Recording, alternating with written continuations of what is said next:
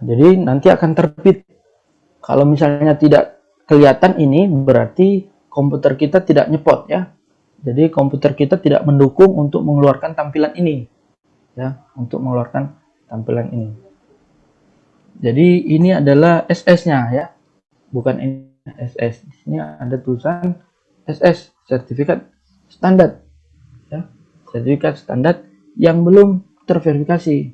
Mana statusnya? Ini status ya, belum terverifikasi itu artinya belum berlaku efektif, kira-kira begitu ya.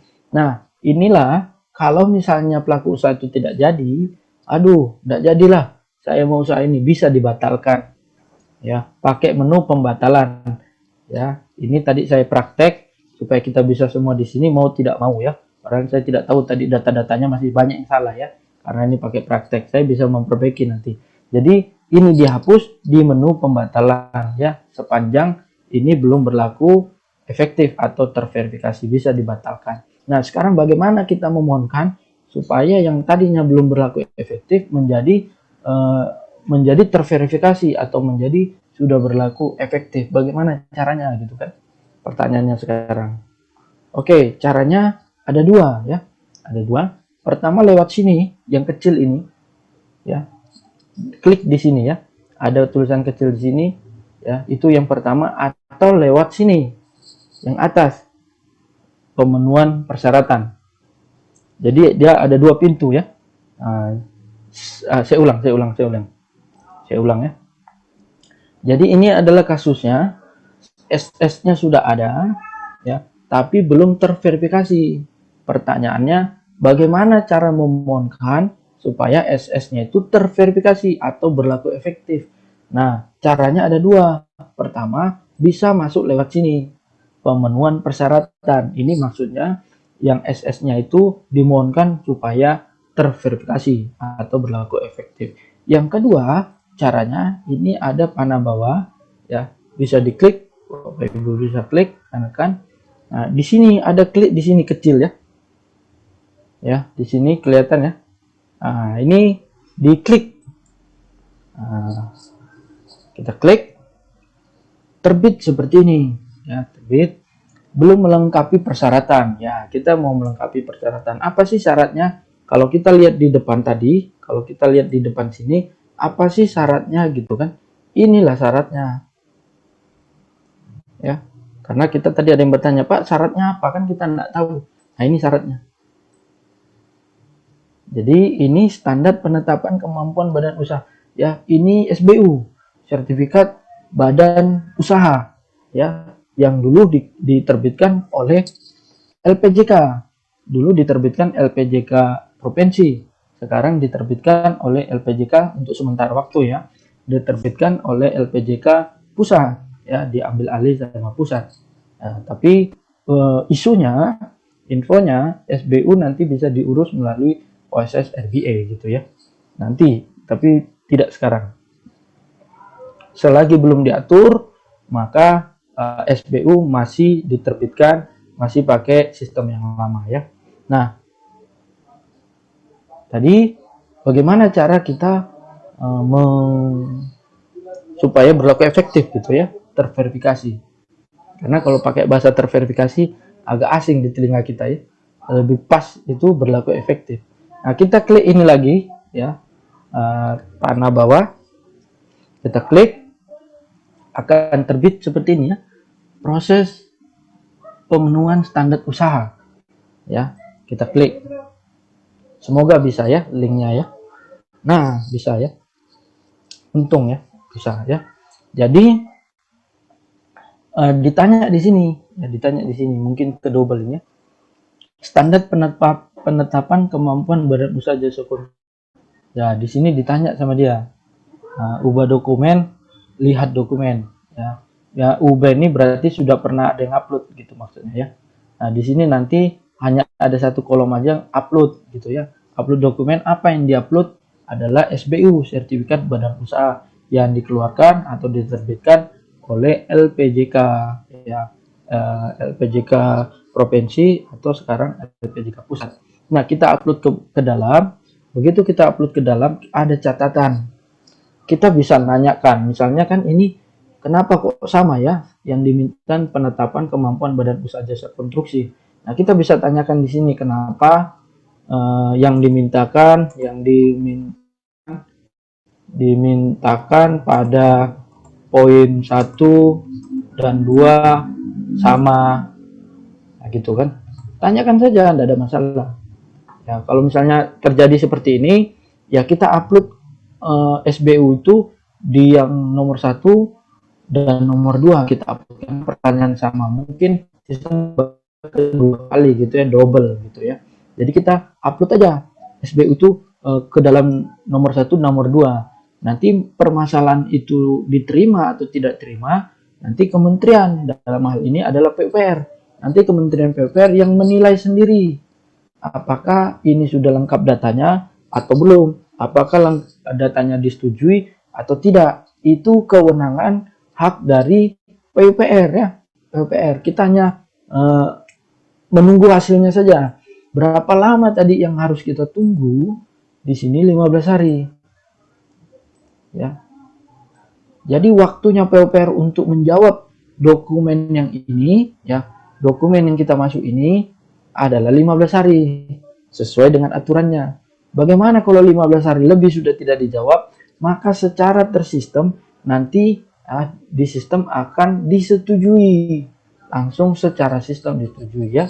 Oke, jadi kalau kita sudah upload ini, kita centang dengan ini saya menyatakan bahwa data dan informasi yang saya isi adalah benar gitu kan. Kita klik lanjut. Nah, saya tidak bisa lanjut ini Bapak Ibu karena ini datanya orang ya. Tadi sudah salah juga saya menerbitkan SS itu karena datanya masih latihan ya. Jadi kita klik lanjut, terkirim sudah ke mereka ya. Ada yang memang dimintain masih yaitu izin lingkungan. Seperti ini begitu kita lanjut dimintain izin lingkungan. Kita mengisi sama yang kita isi. Ya, coba kita lanjut saja ya. Kita coba aja ya. Oke ya. Nah, begitu kita lanjut ya, begitu kita lanjut terbit seperti ini. Tapi ada seperti industri kalau kita lanjut diminta lingkungan ya. Jadi kita mengisi sesuai apa sih yang diminta. Ya, tidak sulit sebenarnya, pasti bisa. Ya, ini statusnya belum diproses. Artinya sudah terkirim ya. Sertifikat standar itu sudah dikirim tapi belum diproses. Belum diproses sama siapa? Belum diproses sama PUPR. Ya, karena ini konstruksi dia Kementerian PUPR ya, belum diproses. Nah, begitu misalnya lewat dari 15 hari sesuai dengan aturan yang ada di depan sini, nah, ini ada artinya. Jangan sampai dia main pasang-pasang aja di sini. Kalau tidak ada artinya kan kira-kira begitu ya.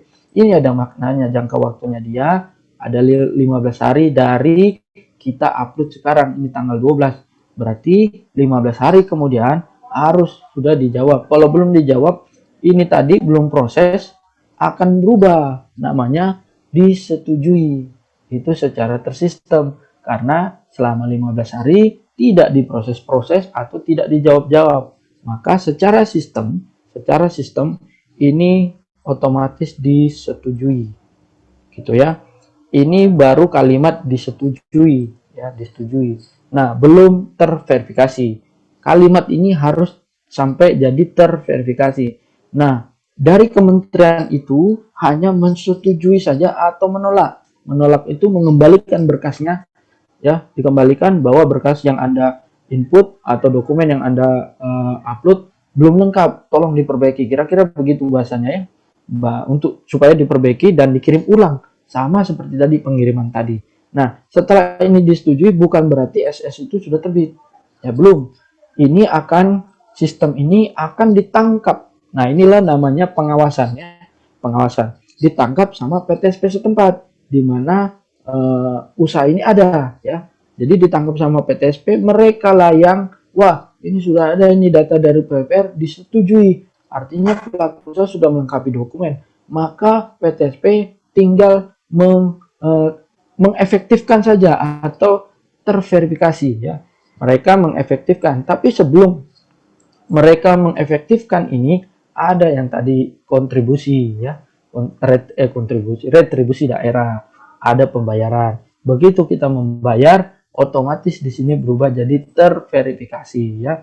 Jadi tugas menjadi terverifikasi itu adalah PTSP setempat, tapi yang mencek dokumen-dokumen lengkap atau tidak lengkap adalah kementerian. Itu sebabnya tadi kita di materi saya maupun yang di depan adalah perlu persetujuan SS, masih perlu persetujuan dari kementerian, dari lembaga atau daerah. Nah, ini maksudnya ya. Jadi maksudnya karena ini masuk menengah tinggi. Ya, kalau menengah tinggi perlu ada persetujuan dari kementerian. Dalam hal ini adalah PPR, daerah. Dalam hal ini adalah PTSP. Begitu alurnya ya. Begitulah alurnya. Tunggu. Jadi ini ditunggu. Ditunggu waktunya berapa? 15 hari sesuai dengan data yang di depan. Apakah semua 15 hari? Belum tentu. Ya, tidak semua 15 hari ya. Sesuai dengan di sini. Oke. Nah, itu kita sudah membahas sampai dengan prosesnya SS ya, untuk pengajuan SS. Sekarang kita lacak ya, kita lacak sampai di mana berkas kita itu. Ya, nah ini ada pelacakan di sini Bapak Ibu. Ya, di paling ujung kita pelacakan ya. Kita klik pelacakan, kita perizinan berusaha. Ini untuk melacak proses dokumen pelaku usaha itu sampai di mana gitu kan. Yang kita tadi kerjain adalah yang ini ya, nomor 2. Nah, ini adalah NIB terbit sertifikat standar belum terverifikasi ya, belum terverifikasi. Nah, kita bisa ngecek nih kode ini, kita bisa cek, kita lacak statusnya, statusnya bagaimana ya.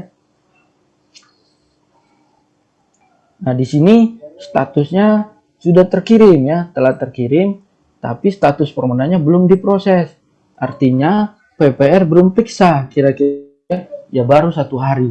Nah, baru 1 hari ya, waktunya baru 1 hari. Jadi 15 hari mereka harus sudah periksa. Jadi kita melihat ya, kita melihat datanya di sini. Kita menggunakan pelacakan. Ini masih bisa diklik ya, masih bisa diklik. Kita lihat resume-nya. Apakah resume-nya kelihatan atau belum ya? Nah, di sini belum kelihatan ya, berarti belum dimasukin ya sama OSS RBA. Kita menunggu saja ya, menunggu saja. Kita melihat lagi log PNBP. Ternyata sudah mulai nih muncul PNBP. Tadi semalam belum ada ini ya, log PNBP. Habis itu sudah muncul lagi. Kita lihat apa sih log PNBP ini? Juga belum dipasang ya. Saya rasa PNBP itu adalah tagihan ya, tagihan. Jadi pelaku usaha harus membayar dulu. Kalau membayar dulu pastikan ini KBLI-nya jadi mau dikerjakan atau tidak, karena sayang bayarnya. Bisa bayangkan kalau yang Palu Gada tadi ya, bayar, sayang bayarnya. Jadi yang fokus saja yang diterbitkan karena ini ada bayarnya. Masa yang kita kerjakan belum dijalankan kita mau bayar PNBP, kan sayang sekali ya, sayang sekali menurut saya ya. Jadi ini pasti terkait log PNBP ya, pasti terkait dengan pembayarannya ya, karena kita klik tadi belum bisa ya. Ini sekali lagi OSS sedang dalam tahap penyempurnaan ya, penyempurnaan data. Jadi mari kita simpulkan, mulai kita mendaftar, mulai kita merubah ya, kita untuk verifikasikan atau untuk mengefektifkan izin usaha, kita tidak perlu kemana-mana lagi, hanya duduk di sini saja, kita upload ke mudah kan. Nah, itu sebabnya pemerintah katakan mudah kalau kita tahu aplikasinya, kalau kita tahu lari-larinya kemana, mudah karena memang duduk aja kita bisa kerjakan gitu ya, di kantor kita bisa kerjakan untuk data-data pelaku usaha. Itu sebabnya mudah, dikatakan mudah. Oke, ada yang mau ditanyakan ini. Saya lihat ada yang resign nih Pak apa ya dari Mas Martin ya. Banyak banget pertanyaan yang belum di ini Mas Martin. Boleh. Mungkin ya, sebagian pasti sudah terjawab karena sudah praktek. Mungkin sebagian sudah terjawab di praktek ya. Ya. Ini ada beberapa teman-teman yang menyelesaikan, ada beberapa yang saya rangkum ya, ada yang mirip-mirip pertanyaannya nih. Jadi misalnya di bulan Juli kemarin bikin akte perubahan, masih 2017 tuh tahunnya kan. Nah nanti habis itu sudah keluar SK tapi belum sempat NIB. Nah, pada saat sekarang kan terbaru nih gitu. Jadi ada beberapa pertanyaan, 3 atau 4 pertanyaan yang semodel, yang sama ya. Itu bagaimana? Apakah bikin lagi akte lagi karena kan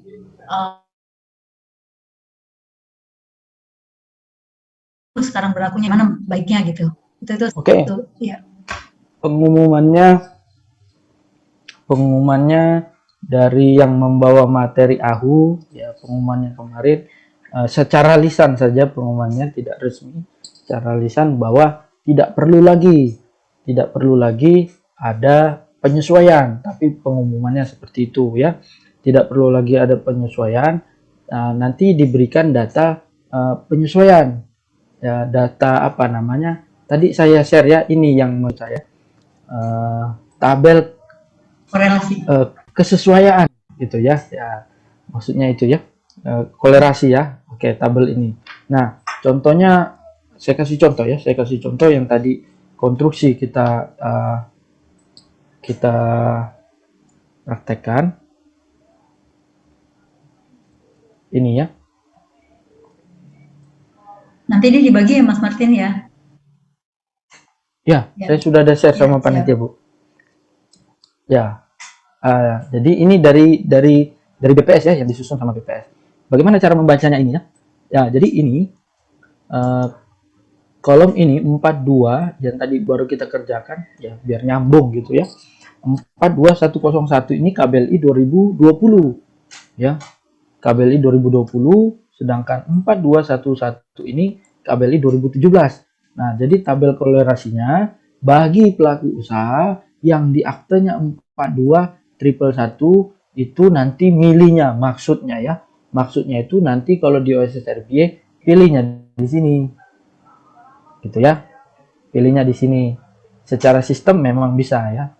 Secara sistem itu bisa. Nanti kalau misalnya di 2017 ya, KBLI-nya dipilih yang ini, konstruksi landasan pacu pesawat terbang ya, ada di 4210 juga ternyata ya, sama ya. Itu maksudnya dari BKPM ya, maksudnya dari tim mereka ya. Jadi inilah tabel kolerasi. Tapi kita ini orang hukum, permasalahannya semua harus berdasarkan apa yang tertulis di akte. Kalau begini nggak sama ini sama di akte masalahnya. Ya kita mesti pertanyakan gitu kan. Nggak bisa kita main ini nyambung ini nyambung ini. Ya memang maknanya sama, sama-sama jalan raya. Tapi ada uraian yang tidak sama. Kodenya tidak sama, uraian tidak sama. Ini kita bukan permasalahannya, bukan tentang maknanya sama ya. Memang maknanya sama, tapi uraiannya ada berbeda. Ini permasalahannya ada dasarnya, asasnya. Nah, kita mau bicara tentang nggak sama akte saya, karena akte saya 2017 bunyinya A, di akte 2000 ternyata di sistem 2020 bunyinya B. Bisa bayangkan akte saya 2017 di AHU 2017, izinnya yang terbit 2020. Nanti kalau ditanya pelaku usaha, kok bisa beda? Terus kita mau jawab apa? Ini Pak, ada tabel kolerasi dari anunya katanya. Ini saja yang bisa jadi panduan kita, ya. Jadi ini maknanya memang sama, tapi saya kurang ini ya, kurang struck karena ada perbedaan kode dan perbedaan uraian di akte, ya. Kurang struck karena di aktenya tulisan apa, di izin tulisannya apa. Ini pribadi saya ya, pribadi saya. Nah, ternyata di lapangan, ya, mari kita melihat dari sudut lapangan, karena pelaku usaha ini bekerja di lapangannya, mereka bagaimana. Nah, di lapangan ternyata yang diminta adalah kode ini, ya, uraiannya 42101 itu kode KBLI 2020, sudah tidak kode ini. Maka jadi mari kita simpulkan, berarti di kegiatan usaha-usaha tertentu, sekali lagi berarti di usaha-usaha tertentu KBLI 2020 di lapangannya prakteknya tidak bisa digunakan. Sekali lagi, di kegiatan usaha-usaha tertentu tidak bisa dipakai. Mau tidak mau solusinya bagaimana? Pelaku usaha itu harus wajib penyesuaian KBLI 2020. Bukan wajib ya. Mau tidak mau harus dia penyesuaian KBLI 2020 untuk memasukkan uraian ini. Ya, karena uraiannya 42101 sama 42111 yang pas itu hanya jalan raya. Tapi uraian di situ kan banyak, bukan hanya jalan raya. Ya, jadi yang diminta sama Pokja itu yang ini, bukan yang 42111. Jangan salah, ketika main lelang, begitu dia lihat KBLI tidak cocok uraiannya sama 42101, langsung digugurkan. Ya, mereka itu tim cepat sekali untuk periksa. Ini gugur aja. Kenapa digugurkan? Hanya gara-gara uraiannya tidak sama.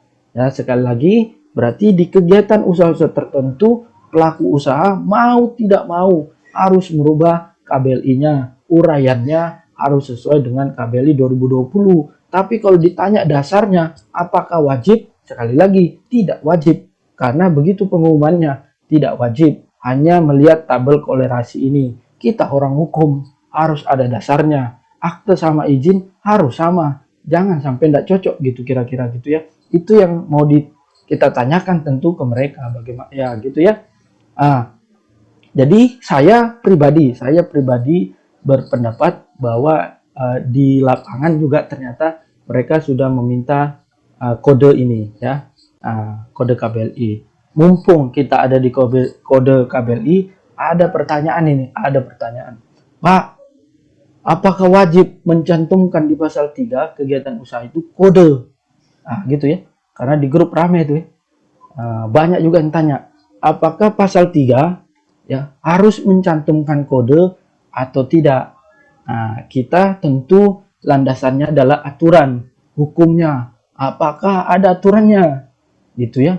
Saya sampai sekarang belum pernah baca, belum pernah tahu ada aturannya yang melarang memakai kode atau yang mewajibkan untuk memakai kode atau sebaliknya ya.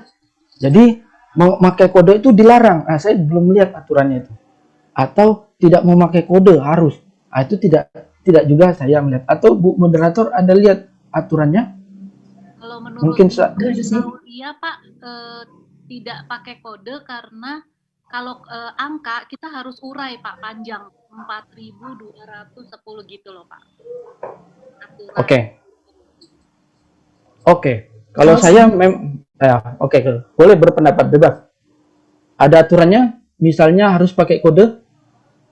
Kalau kalau angka harus diurai Pak. Jadi menurut UUJN kan angka itu harus betul.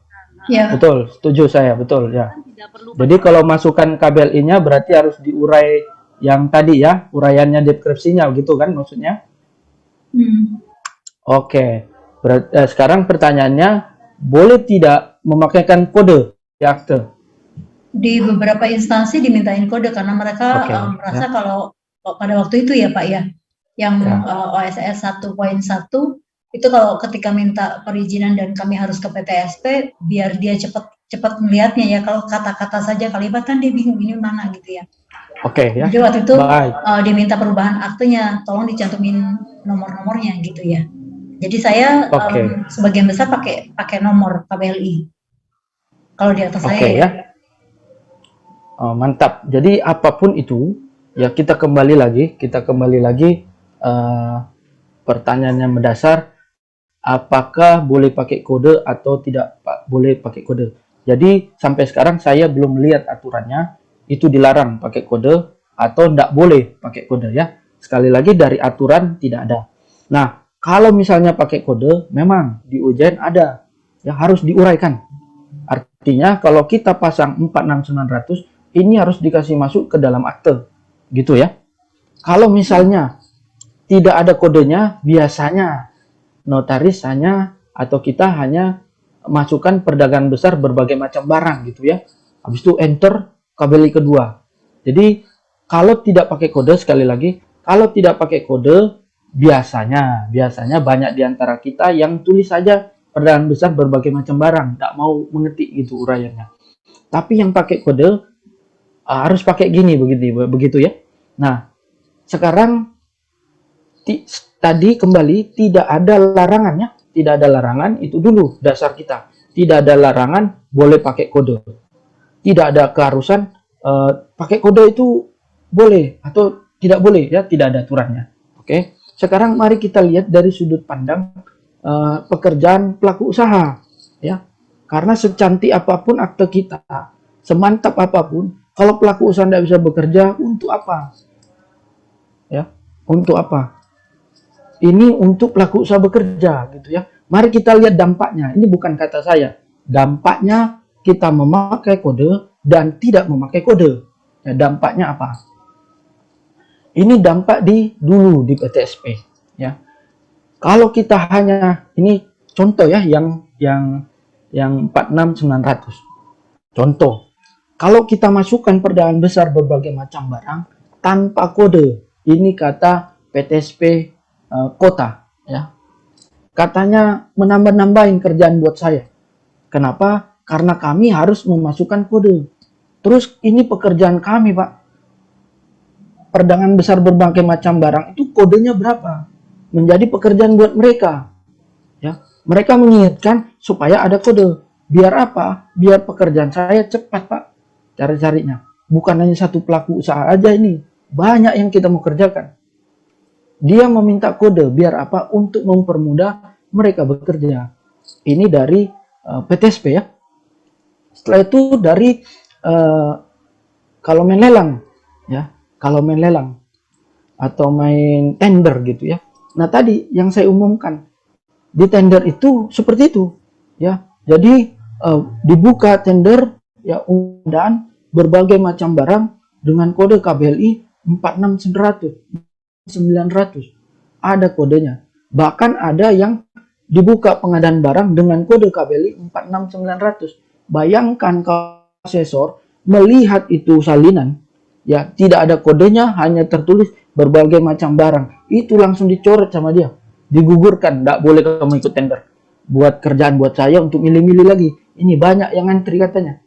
Nah, itu di kejadian di lapangan, Bapak Ibu. Jadi mereka itu meminta supaya ada kodenya biar mereka cepat dalam bekerja, ya. Itu sudah di lapangan. Kita ke KPP, pajak. Di pajak itu pekerjaannya apa? Barang, komputer. Mereka itu juga memasukkan kode. Kodenya berapa, Pak? Ada di akte, ada di akte sini, Pak. Susah kami melihatnya. Ini KPP. Kenapa? Mereka meminta supaya ada kode. Sekarang dampak tidak baiknya kalau ada kode apa, gitu kan? Itu dampak baiknya, ya. Dampak baiknya mereka bisa bekerja dengan cepat. Ternyata pelaku-pelaku usaha yang ikut tender gitu juga menolong dia, ya, juga menolong panitia atau asesor, ya, yang melihat data-datanya supaya pelaku usaha juga bisa ikut lelang, gitu ya. Nah, sekarang dampak tidak baiknya apa? Dampak tidak baiknya kalau ada KBLI 2021 lagi, nah, kodenya bergeser lagi, gitu ya. Nah, kalau misalnya ada KBLI 2021, otomatis bergeser lagi. Nanti kalau itu dampaknya yang tidak baik. Kalau misalnya ada KBLI 2021, ya penyesuaian lagi, kan begitu, ya. Jadi silakan Bapak Ibu menilai sendiri untuk pasal 3 apakah ada kode atau tidak. Tapi harus ada garis bawahnya. Kalau misalnya pakai kode, harus masukkan uraian yang biru ini, yang biru, ya. Nah, biasanya begitu karena memang di UJN meminta, misalnya tahun 2001 dijabarkan lah tahun 2021, gitu ya. Sama seperti ini, kalau misalnya 49 ini ada dijabarkan, gitu ya. Saya yang mana? Saya karena pelaku usaha yang saya buat itu rata-rata semuanya main lelang, main tender, ya, dan ini diminta saya meletakkan kode. Ya, saya pribadi meletakkan kode. Kalau misalnya dia tidak ikut tender, tidak ikut apa, hanya kayak salon gitu, ya. Kemarin ada yang buat salon plus massage untuk perawatan kecantikan wanita, gitu ya. Nah, itu kalau tidak kemana-mana boleh saja, ya, tidak masukkan kode. Ya, ada hal tertentu menolong pelaku usaha, kode itu ada, ya, kode itu dicantumkan. Juga membantu kepada panitia lelang itu, ya, Pokja itu dalam mencari supaya cepat dia membaca akte yang dibuat notaris. Kalau tidak ada kodenya sulit dia mau cepat gini bagaimana ini semua uraiannya, kode berapa ini, kasihan mereka ya, kasihan mereka. Tapi sekarang kembali lagi kepada Bapak Ibu dan rekan-rekan yang ikut webinar ini, boleh sekali lagi ya, boleh tidak mencantumkan kode, boleh juga mencantumkan kode. Jadi kita tidak boleh apa, saling menyalahkan, kamu salah, saya benar, itu yang tidak boleh ya. Jadi boleh sekali lagi, boleh mencantumkan kode, boleh tidak mencantumkan kode, tapi ada baiknya kita melihat pelaku usaha, karena akte ini dipakai mereka bekerja ya. Secantik apapun akte kita, kalau dia tidak bekerja, tidak bisa bekerja, untuk apa juga gitu ya. Ada baiknya kita melihat dari sisi pelaku usaha itu sendiri, karena saya banyak mendapatkan perubahan akte hanya gara-gara pelaku usaha itu minta, Pak tolong dimasukin kodenya, padahal aktenya sudah betul ya. Akte dari notaris yang sebelumnya sudah betul dibuat, tidak ada salahnya saya lihat. Hanya gara-gara minta kodenya, hanya minta gara-gara 46900 tolong ditempel di situ, Pak. Kenapa? Kan ini sama aja Pak uraiannya. Iya Pak, hanya gara-gara ini digugurkan saya ikut lelang. Nah, itu yang terjadi, yang saya dapatkan di lapangan ya, yang saya dapat di lapangan. Jadi baik Bapak Ibu, kembali lagi, boleh tidak mencantumkan, boleh tidak mencantumkan, tapi ada baiknya kita melihat dari sisi pelaku usaha. Seperti itu ya. Iya. Ini ada raise hand satu dari tadi ya, sebelum kita ini. Pak Heru, monitor ya Pak Heru? Boleh, ya Pak Heru dari tadi. Pak Heru, iya ini dari tadi sebelum sholat ya. Ya siap Bu. Ya Pak Heru, silakan Pak. Tadi terkait pengisian KBRI Martin, saya coba tadi ada kebetulan saya jadi ada pengisian KBRI, lalu di NIB-nya ada informasi resiko rendah perizinan tunggal, dan yang B-nya KBRI selain perizinan tunggal. Itu bedanya apa ya? Karena jadi kebelah dua tabelnya. Saya ada 3 KBRI, yang 1 KBRI masuk ke resiko rendah perizinan tunggal, yang 2 KBRI masuk selain perizinan tunggal. Oke, ya. Mungkin ini ya maksudnya ya. Jadi ada perizinan tunggal itu NIB saja, ada SNI ya. SNI ya SNI betul ya Pak, sama halal ya. Nah, jadi itu terbit berdasarkan KBLI yang kita pilih ya. Jadi tunggal itu karena KBL yang kita pilih itu memerlukan SNI atau sertifikat halal, dalam hal ini dari kementerian ya, Kementerian Keagamaan. Itu kalau jadi KBL yang dipilih itu memang karena ada harus punya SNI atau sertifikat halal. Seperti 46900 itu ada SNI-nya ya, ada SNI-nya. Begitu kita isi otomatis ya, kita tidak bisa memilih karena itu tersistem. Otomatis di bawahnya apakah Anda sudah memiliki bukan SNI, apakah Anda sudah memiliki sertifikat standar ya, karena KBLI yang kita pilih. Sepertinya mungkin sama dengan yang punya Bapak tadi ya. Jadi untuk sementara kita belum bisa patokan sama NIB yang terbit ya, karena tadi sistemnya belum berjalan dengan baik. Tapi mungkin yang Bapak maksudkan itu sama dengan ini ya, sama dengan ini ya. Nanti kita tunggu sistem sempurna ya, sama dengan ini mungkin ya. Kita lihat tadi di sini juga ada terbagi dua ya. Kebaca tidak ya? Kebaca ya? Itu udah bisa efektif ya Pak, jalan? Ya, yang rendah itu bisa Pak, yang rendah ya.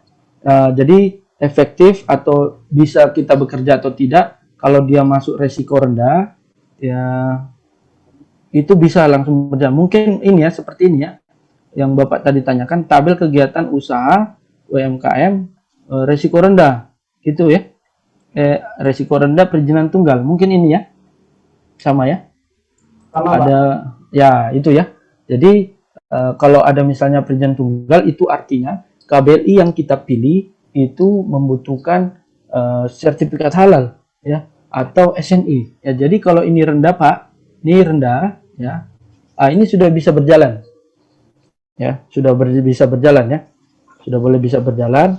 Tapi kalau misalnya dia ada toko, maksudnya ini kan di toko jualan, ya barang-barangnya itu harus ada, ya, harus ada dari SNI atau dari sertifikat halal. Nah, sekarang mekanisme sertifikat halal yang kita masih awam sekali, bagaimana itu? Karena menurut aturannya Menteri Agama menunjuk suatu lembaga yang sah di daerah setempat, gitu ya. Kalau saya ada di Kalimantan Timur, lembaga mana yang ditunjuk sama Kementerian Agama? Nah, saya masih belum tahu yang itu, ya. Saya lagi mempelajari. Nanti kalau saya sudah dapat info, saya bisa share, ya. Karena itu awal yang baru, ya. Sampai saat ini belum ada yang proses untuk sertifikat halal di OSS RBA, ya. Kalau SNI sudah banyak, ya. Sudah ada di. Pak, ada 2 pertanyaan lagi, nggak apa-apa ya Pak? Yang satu, tadi Bapak ada satu case yang perizinan api yang ditahan di Bea Cukai, karena apinya sudah ada, namun dia belum membuat izin komersial, sehingga dia ditahan di Bea Cukai. Karena izin komersialnya dicek tadi tidak terbaca, tidak terdaftar. Nah, Bapak bilang mengurus izin komersial. Ya, betul. Importir terdaftar. Izin komersial itu kita urus di OSS atau di mana, Pak? Oke, pertanyaan bagus, ya, hal yang baru. Terima kasih, saya diingatkan. Pak, tadi saya sudah janji untuk men-share. Lupa untuk Bapak ingatkan, ya. Itu mungkin bisa sebagai penutup, ya. Tadi sekarang memang itu kasusnya, kenapa tidak terbaca di BPOM, kenapa tidak terbaca di Bea Cukai, karena memang izin komersialnya tidak diurus, ya. Di izin komersial itu untuk impor ada namanya importir terdaftar. Kalau ekspor berarti eksportir terdaftar, itu tidak diurus, makanya tidak terbaca di Bea Cukai. Nah, sekarang itu sudah lembaran lama kira-kira begitu, ya. Bagaimana sekarang solusinya, itu yang terpenting. Nah, di sini mestinya bisa masuk di INSW, ya. INSW itu Indonesia National Single Window, ya, INSW. Tapi di menu OSS sudah ada di RB, Pak. Ini ada fasilitas, ya, di fasilitas. Oke. Nah, di fasilitas ini bisa diklik fasilitas. Di sini ada impor, ya. Ada impor. Oke, impornya ini fasilitas impor bisa diklik, ya. Bisa diklik. Kita lihat aja ke dalamnya. Nah, dalamnya ini adalah pengganti dari INSW, ya. INSW itu apa?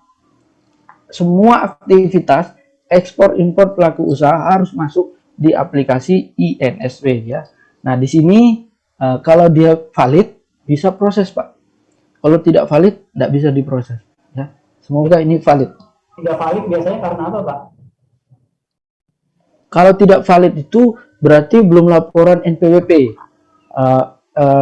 SPT-nya, atau belum laporan LKPM. Tapi yang ini mestinya belum valid. Kalau belum valid itu belum laporan SPT aja, ya.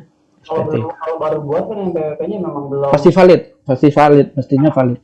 Ya, karena NPWP baru mestinya laporan tahun depannya. Nah, di sini inilah pengganti dari INSW, ya. Sekali lagi Pak Heru, terima kasih sudah diingatkan saya tadi, ya. Sudah diingatkan untuk men-share ini. Jadi ini adalah aktivasi untuk meneruskan API tadi, ya. Tadi di NIB hanya sampai API. Sekarang API itu belum sampai ke Bea Cukai, ya.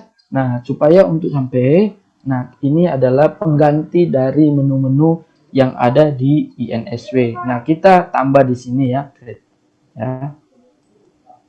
Nah, apa yang mau diimpor? Barang kah atau bahan? Kalau barang ini, ya, barang-barang untuk penunjang. Yang bahan ini juga bahan baku, ya. Bahan baku. Nah, sekarang ini fasilitas impor mesin. Kalau misalnya impor mesin. Kalau ini perubahan. Jadi karena ini baru, tidak masuk di perubahan, tapi dia masuk di di sini, ya. Kalau dia misalnya mesin. Oke, kita klik ini, ya. Kita klik. Nah, ini diisi, Pak. Diisi sesuai data pelaku usaha. Kalau misalnya NIB-nya valid, ya NIB-nya bukan valid, NIB-nya sudah ada, pasti terbaca sistem ya, otomatis sistem akan mengisi. Ya, kita lihat saja proses. Nah, yang mau diproses yang mana, kabel yang mana, gitu kan? Jadi kan kita mau beli mesin. Nah, mesin itu untuk menunjang kegiatan usaha yang mana, gitu kan? Di sini ada pengadaan armada, jenis jasa konstruksi, ya. Jadi bisa jadi ya, jasa konstruksi itu kita beli mesin dari luar, ya, bisa jadi ya. Kalau Kita, semua berarti ya, Pak? sorry Pak, Kalau semuanya berarti dicetak semua ya?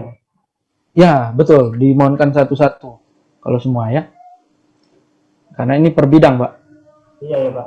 Ya, jadi maksudnya ini tadi mau impor mesin untuk kegiatan penunjang konstruksi jalan raya. Jadi mesin molen gitu ya, yang molen-molen giling semen mungkin itu ya. Kalau misalnya itu yang kita mau impor, kita klik ini, klik OK ya, klik OK. Nah, kalau misalnya datanya ada, mestinya NIB-nya ada. Nah, betul ya. Jadi di sini ada Putra Blora Mestika, ini nama PT-nya, di sini NPWP-nya langsung, di sini adalah alamatnya, ya langsung semua di sini, ya. Nah, harga perkiraan itu mesin ya, berapa jenisnya. Nah, ini kita masuk semua karena ini untuk apa? Pekerjaan ya yang mana?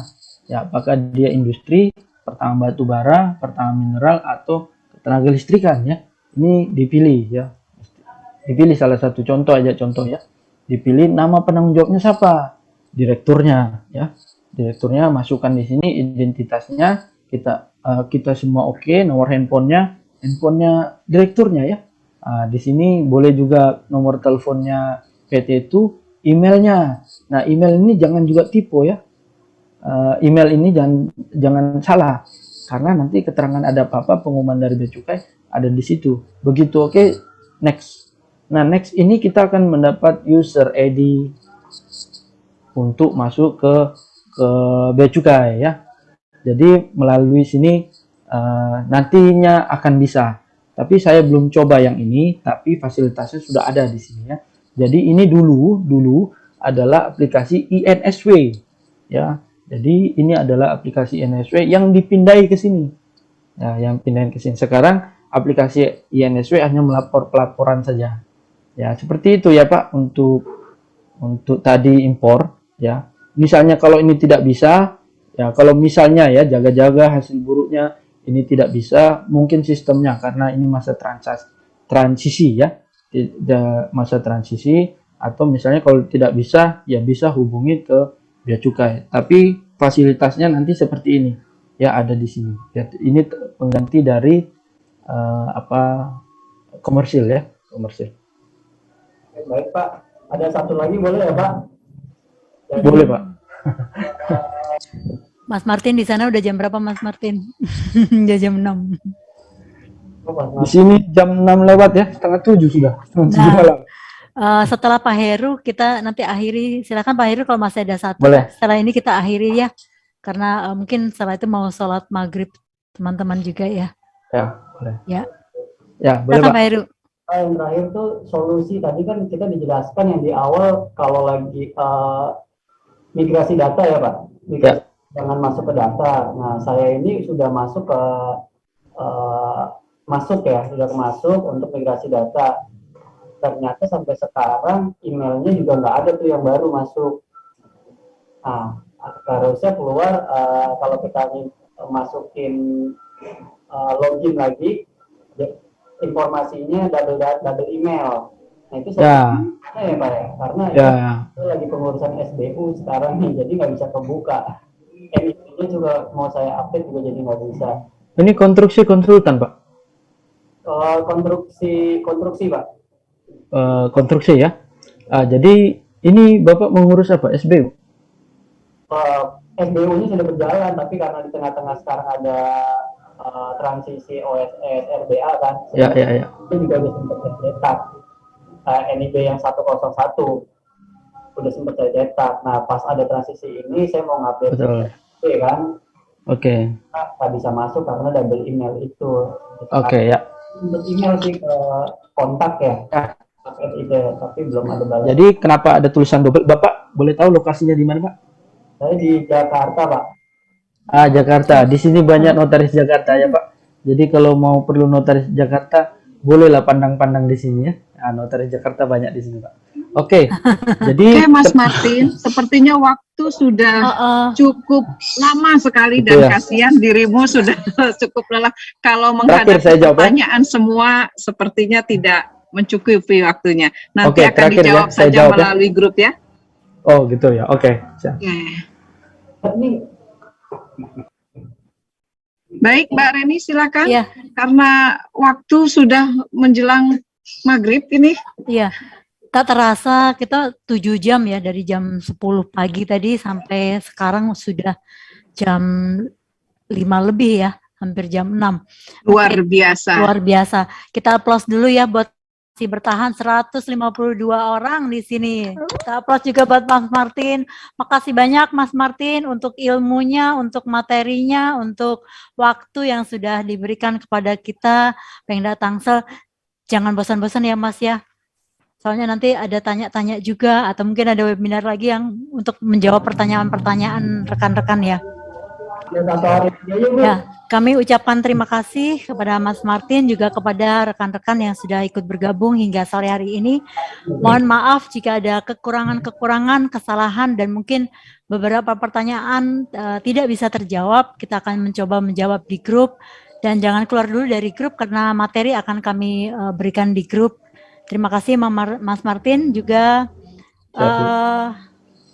Saya sebagai moderator mohon maaf jika ada kekurangan-kekurangan dan kesalahan. Kita kembalikan ke Claudia sebagai MC. Wassalamualaikum warahmatullahi wabarakatuh. Terima kasih. Waalaikumsalam warahmatullahi wabarakatuh. Luar biasa, terima kasih sekali Mbak Reni, Mbak Andrea. Ini udah moderator kita yang paling panjang ini dari selama kita webinar. Begitu juga terima kasih untuk Pak Martin. Mohon jangan bosan-bosan ya Pak, walaupun ini hari ini luar biasa 7 jam lebih kita ya Pak ya, diselingi istirahat hanya sebentar-sebentar Pak Martin. Baik, sekali lagi terima kasih ya Pak Martin. Ya. Rekan-rekan dan para hadirin, rekaman mengenai webinar kita pada hari ini akan ditayangkan di Growse TV, di YouTube maupun di Facebook. Jadi tolong dipantau saja setelah acara ini. Mungkin dalam 1-2 hari akan ditayangkan oleh Growse TV di YouTube dan Facebook. Kemudian daripada itu juga tidak lupa kami akan ada lagi acara pada tanggal 19 Agustus minggu depan. Pukul 10 itu webinar kami mengenai how to connect with your staff. Jadi mengenai bagaimana kita mengenal karyawan kita dan bisa bekerja sama dengan baik, lalu bagaimana karyawan-karyawan kita memiliki rasa tanggung jawab. Narasumbernya ini adalah Bapak Denis Roy Sangkilawang, SE CWM.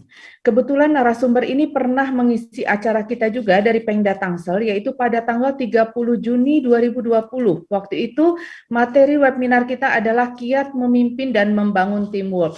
Kebetulan narasumber ini tidak kalah baiknya, bahkan waktu kami habis mengadakan acara tanggal 30 Juni itu banyak sekali pengda-pengda dari manapun yang ingin sekali meminta narasumber tersebut untuk menjadi narasumber webinarnya, tetapi belum didapatkan. Jadi kami harapkan rekan-rekan bisa segera mendaftarkan karena materinya sangat bagus sekali, terutama di masa pandemi ini mungkin kita jarang berkomunikasi atau jarang kontak dengan karyawan, supaya karyawan kita tetap mempunyai tanggung jawab terhadap pekerjaan dan kantor kita. Baik, setelah itu ada pengumuman lagi. Oh, sudah ya, cukup. Baiklah, pada kesempatan ini kami ucapkan terima kasih kepada Ibu Rustianah Dwi Korawan selaku Ketua Pengwil Banten INI dan juga jajarannya yang selalu mensupport kegiatan daripada Pemda Tangsel. Juga tidak lupa terima kasih Ibu Diah Sukma Permatariani, Ketua Pengda INI Tangsel, para penasehat notaris Tangsel, dan juga tentunya rekan-rekan panitia. Di antaranya yaitu ada rekan Mimi Mariana, rekan Natalia Pandiangan, rekan Eva Safira, Heni Junaidi, Mbak Indri, sekretaris dari Ber, lalu juga rekan Aryeni, rekan Sutini, rekan Lisa Suyanto, rekan Reni Bernadetta dan Andrea Septiani, dan juga rekan Marce Krisnamurni.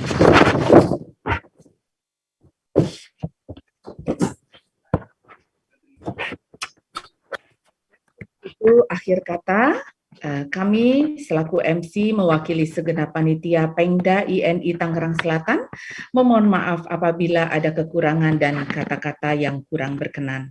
Alhamdulillahirabbil alamin, wabillahi taufik wal hidayah. Wassalamualaikum warahmatullahi wabarakatuh. Waalaikumsalam.